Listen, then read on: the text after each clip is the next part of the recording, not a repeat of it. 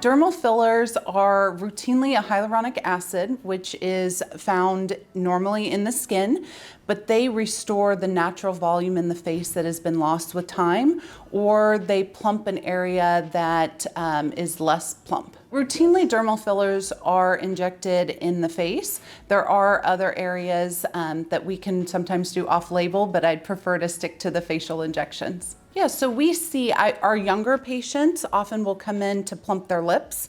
Also women who may be a little more advanced in age, and also men who get vertical lip lines.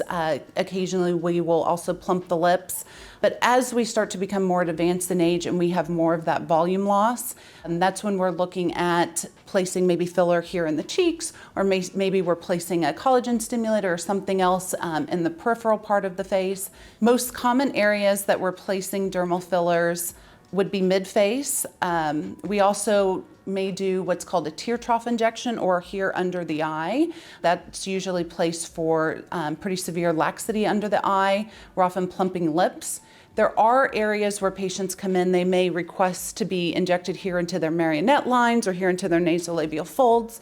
That may be appropriate for some patients. That's why a consultation is very, very important. But first of all, you need to be evaluated by a medical professional who is licensed, who understands an aging face, loss of natural volume in the face, to be able to put the dermal fillers in the face appropriately. First of all, in the appropriate area, but also in the appropriate plane of the face, whether it's going to be a more superficial plane, closer to the surface, or a deeper plane and closer to the bone.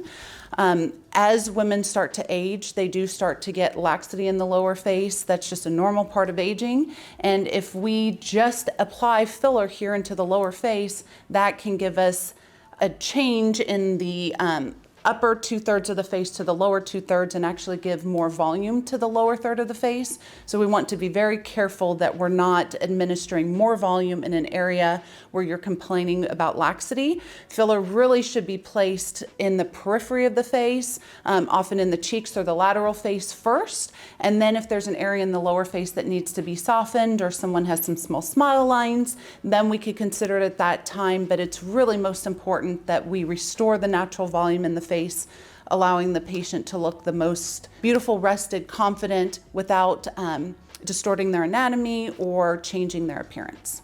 So any form of filler, lip filler, mid-face filler, under-eye filler, if it's done by someone who's not a licensed professional, it can actually be catastrophic. Not only could it change your appearance, but you could also get something called an intravascular occlusion, where the filler, whether it be a hyaluronic acid, calcium hydroxyapatite, whether it be something that's not FDA approved, cement, whatever we were saying, that could cause, again, an intravascular occlusion, which could be catastrophic. That destroys blood flow to that area of the face. You would get something called avascular necrosis, where that area of the face essentially turns black and has to be removed. And there's really very few treatments for something like that. You can get hyperbaric oxygen. But if something is injected into a blood vessel and it is recognized by a physician or a licensed nurse, they likely will identify it immediately and be able to treat it immediately. You may just need to hang out a little bit longer in the office, but there are several treatments if, God forbid, something like that happens during a treatment, and it can happen.